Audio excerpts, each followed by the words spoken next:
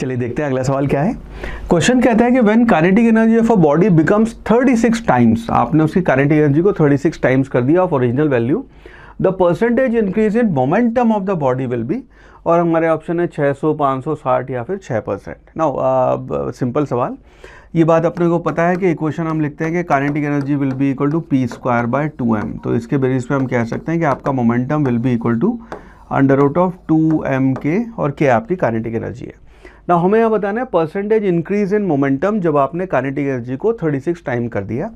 तो let us से आपकी इनिशियल काइनेटिक एनर्जी k1 है, उसकी वैल्यू k है, और आपकी फाइनल काइनेटिक एनर्जी 36 टाइम्स हो गई। सो लेट से दिस इज 36k। ना इस केस में मोमेंटम में आपको इंक्रीज कितना होगा ओरिजिनल के कंपैरिजन में, वो वैल्यू बतानी है। सो आपका delta p divided by original p1 will be equal to, इसको आप लिखेंगे p2 minus p1 divided by p1, यानी कि इसकी वैल्यू हो जाएगी p2 divide by p1 minus आपका 1, और क्योंकि परसेंटेज वैल्यू बतानी है तो इसलिए आप इसको 100 से मल्टीप्लाई कर देंगे।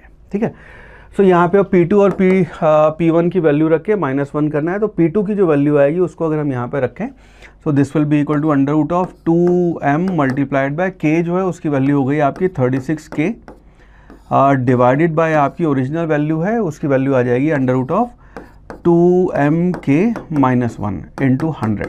नाउ अब इसकी वैल्यू जो है, जो चेंज इन मोमेंटम अपने को बताना है।